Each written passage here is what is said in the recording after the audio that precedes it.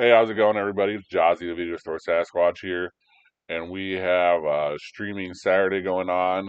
I found In the Land of Saints and Sinners, directed by Robert Lorenz, starring Liam Neeson as Finbar Murphy, Carrie Condon as Dorian McCain, Desmond Eastwood as Curtis June, and Jack Gleason as Kevin Lynch, a delusioned hitman. Disillusioned hitman comes out of retirement for one last job when an IRA bomber on the run from the law arrives in his sleepy Irish village. This movie is a little slow. The only thing that we really kind of missed out with this movie is the Key and Peele joke where they're in the front of the thing, they're talking about Liam Neeson's, and they can all easily say, "Hey man, in Liam Neeson's, you gotta slap the shit out of fucking King Joffrey," because he does slap the shit out of Jack Gleason in this movie. I thought Jack Gleason was out of acting, and then I saw him in this movie. And I was like, "There's no way that's King Joffrey," and sure enough, it was. For those of you who don't know, it's Game of Thrones. He is the pretty much little bitch king that would definitely deserve to get the shit smacked out of him. So it's hard to like even picture him as someone else. But anyways, he's in it. This is an all around pretty good movie. A little slow. Um, Gave it a C minus overall. B, no, C plus for like an action drama type deal.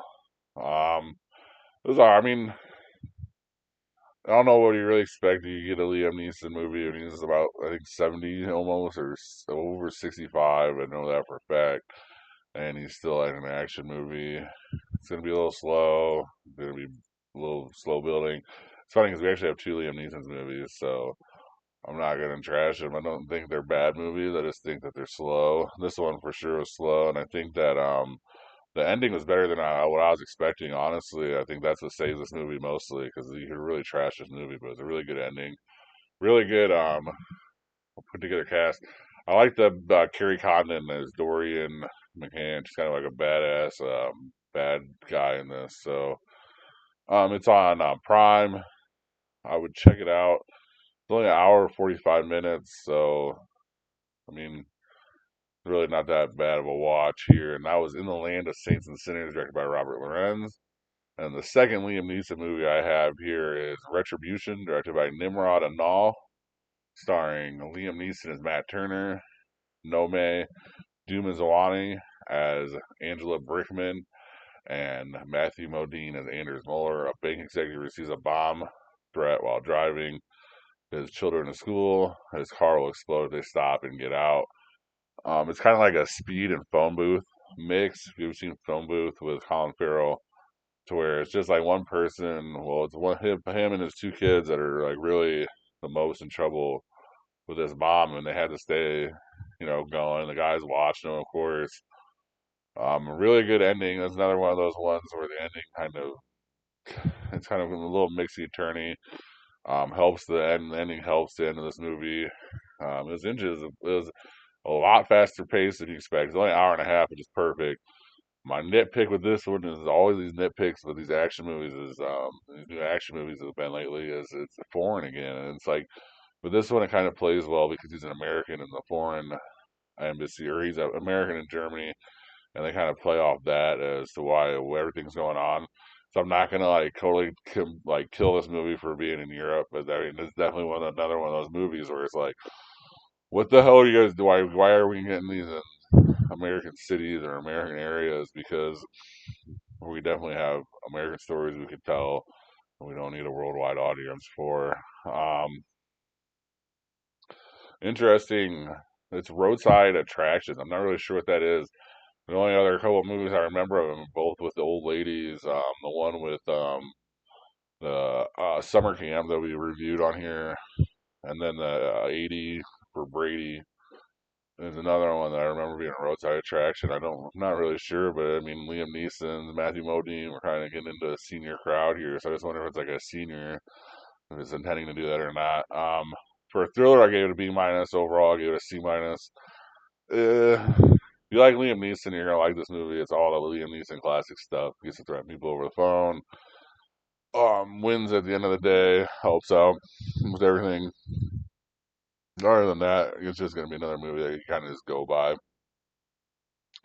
I do think that this movie is a little bit faster paced and a little bit like more like a edge of your seat, and you are kind of questioning what's going on a couple times. So I do find this movie was a little bit better than the Saints movie, but still, I mean, it's just still average or a little bit above average.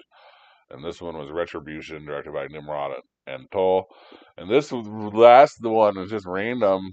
I found it on Apple Plus after watching um uh the Fly Me to the Moon movie, and what got me was Zach Galifianakis in it. So the Beanie Bubble, directed by Kristen Gore and Damian Kulash, starring Zach Galifianakis as Ty, Elizabeth Banks as Robbie, Sarah Snook as Sheila, and Geraldine Viswanathan as Maya.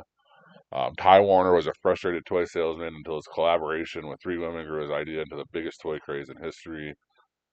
This movie is crazy. Like when I looked at it like three times to watch the previews just to see who the guy was. And I was like, I know his face. I don't know who that is though. And it's fucking Zach Galifianakis. So I was like, all right, I'm gonna fucking check this movie out.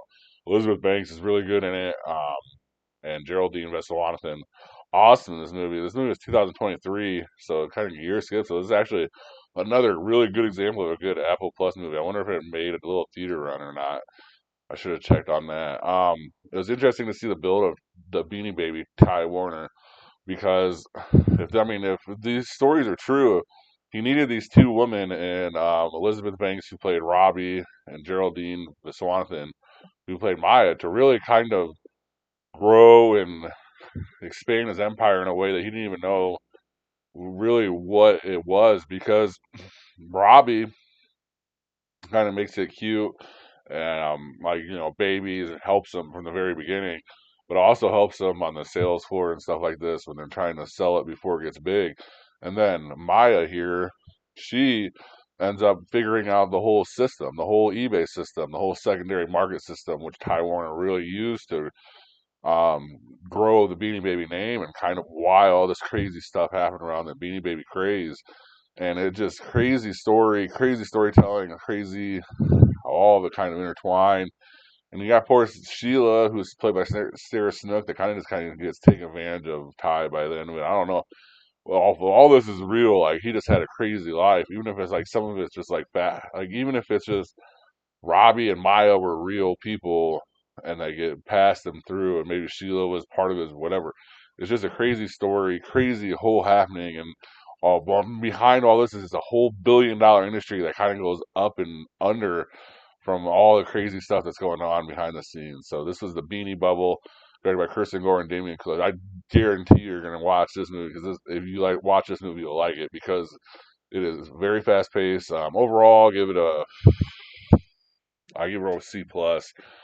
Um, and really, that's just because there's like nowhere to put it, and it's just so hard to like spot a genre on this movie. Like, if it was more of a comedy, it would have got a higher grade than comedy. If it was more of a drama, I would have gave it more of that. But it just overall is C plus. But I guarantee if you watch this movie, you're gonna be entertained. It's only an hour and a half, and you're just gonna be so interested in the character development of Ty and Sheila and Maya and all these people and how they all intertwine and how it all kind of just blew up. So definitely, I would check that out on Apple Plus. That is again the Beanie Bubble, directed by Kristen Gore and Damian Kulash.